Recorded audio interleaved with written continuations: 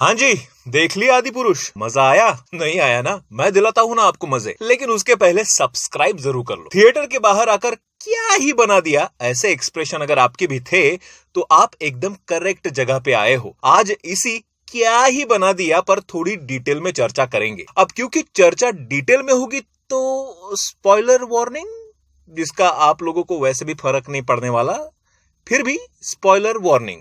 आदि पुरुष लोगों को पसंद ना आने और मजाक बनने की पहली वजह कैरेक्टर से छेड़छाड़। माइथोलॉजिकल स्टोरीज या हिस्टोरिकल स्टोरीज या इवन डिवोशनल स्टोरीज के कैरेक्टर्स हमारे माइंड में पहले से कुछ अलग तरीके से बसे हुए हैं। हमने रामायण देखी है, हमने राम लक्ष्मण सीता माँ के पोस्टर्स देखकर हम बड़े हुए हैं, जिनकी एक दैविक छवि हमारे मन में, दिलों में, दिमाग में अच्छे से बसी हुई है। इवन ना ही सिर्फ देवी देवता, राक्षसों के लिए भी हमारे दिमाग में एक अलग छवि है। उसे ओम राउत ने छेड़ा और उसमें चेंजेस किए, जिसकी वजह से फिल्म के मेन कैरेक्टर्स श्री राम, श्री हनुमान, माँ सीता या लक्ष्मण या इवन रावण किसी को भी डायरेक्टली पसंद नहीं आ रहे। और सबसे मेन कैरेक्टर श्री राम जी को मूंछों में आज तक किसी ने नहीं देखा था, जो यहाँ पता नहीं क्यों दिखाया गया। ओम राउत ने एक स्टेटमेंट भी दिया था कि क्योंकि वो जंगल में वनवास में रहकर आए थे तो उनकी मूंछें उग आना स्वाभाविक है। तो भाई दाढ़ी का क्या? और अगर उन्होंने मूंछें जंगल में रहकर ही उगाई थी तो फ्लैशबैक में तो कम से कम उन्हें बिना मूंछों के दिखा देते, यूं जीसस वाले अवतार में तो नहीं। कैरेक्टर्स के छेड़छाड़ में रावण का भी नाम सामने आता है, जिसमें उन्हें क्रिएटिव लिबर्टी के चलते डबल डेकर सिरों के साथ दिखाया गया। आई नो कि आपने क्रिएटिव लिबर्टी ली है चीजों को अलग नजरिए से दिखाने की। ओम राउत अपने एक अलग क्रिएटिव विजन को रामायण में जोड़कर लोगों के सामने रखना चाहते थे, लेकिन प्रेजेंटेशन में गड़बड़ी हो गई भाई साहब। क्या आपने दशहरे में किसी रावण का सिर डबल डेकर में देखा है? ऊपर से उसी रावण को इतना मॉडर्न लुक देने की क्या ही जरूरत थी? Modern hair cut, properly trimmed दाढ़ी, नॉट एट ऑल रिक्वायर्ड। और प्रॉपरली ट्रिम्ड दाढ़ी से एक और कैरेक्टर याद आ रहा है, ब्रह्मा जी,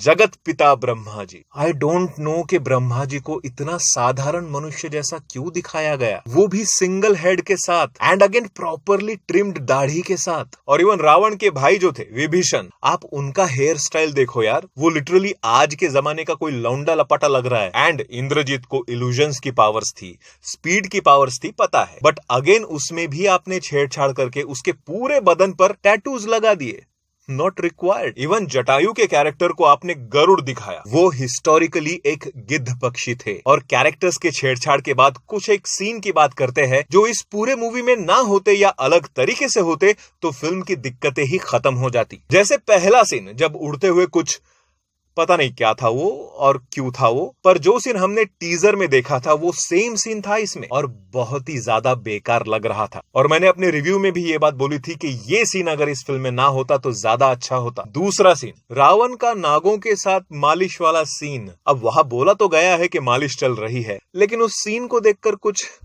अलग ही थॉट्स दिमाग में चल रहे थे और वो सीन भी नॉट रिक्वायर्ड था। तीसरा सीन, विभीषण की वाइफ का कपड़े चेंज करके बाहर आते वक्त पल्लू को ठीक करने वाला सीन।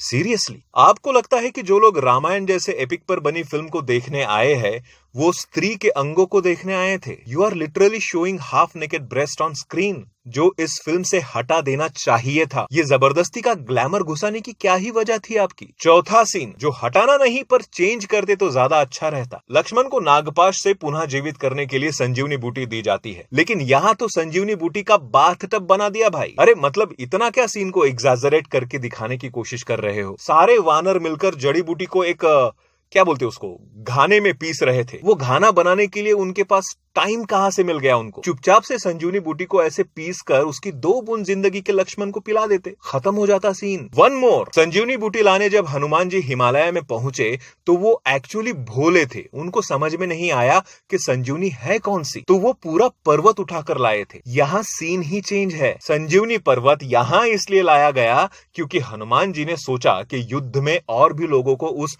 संजीवनी बूटी की जरूरत पड़ सकती है। यानी आपने, ओम राउत जी आपकी बात कर रहा हूं, आपने हमारे मन में जो आज तक स्टोरी थी उसको सीधा सीधा कैंसिल कर दिया। आप एक पुराने और रियल स्टोरी को लोगों के सामने सिनारियो चेंज करके कैसे दिखा सकते हो? साथ ही रावण जब एक शिव भक्त थे तो रुद्राक्ष का महत्व उन्हें पता था, तो जब वो रुद्राक्ष पहनकर वीणा या सितार जो भी बजा रहे थे तो उसी रुद्राक्ष को तोड़ने की हिम्मत उनकी कैसे हुई जब वो सीता का हरण कर रहे थे? रावण जब सीता का हरण करता है तब पुष्पक विमान की जगह वो अपना पालतू चमगादड़ यूज करता है। हालांकि पुष्पक विमान फिल्म में दिखाया गया है वो एक्चुअली ऊपर से ऐड किया गया था कि लोग उन्हें टॉन्ट ना मार सके। नहीं तो ट्रेलर का ये शॉट देखो जहां पुष्पक विमान नहीं है और मूवी का ये शॉट देखो जहां पुष्पक विमान जानबूझ के ऐड किया गया है। तो अगेन क्रिएटिव लिबर्टी के चलते ये जो अननेसेसरी चेंज हुआ है उस वजह से लोगों की नजरों में ओम राउत के दिखाए हुए रामायण की स्टोरी को कोई भी गिन नहीं रहा। सारे लोग बस एक एक सीन को उठाकर उसका मीम बनाने में लगे हुए हैं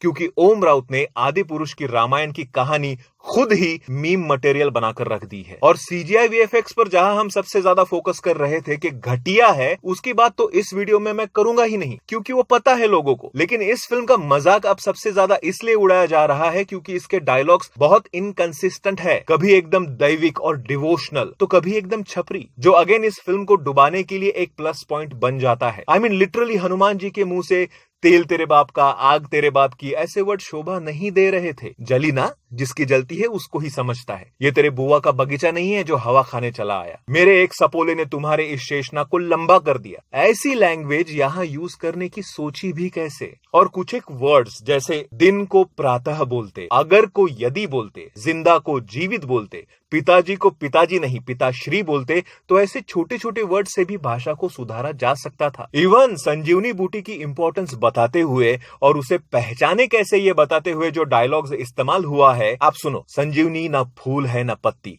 ना वो हरी है ना पीली, ना उसमें कोई सुगंध है ना कोई दुर्गंध, ना कमल की तरह कोमल है ना बबुल की तरह कटीली, क्योंकि संजीवनी संजीवनी है। वाह, तालियां।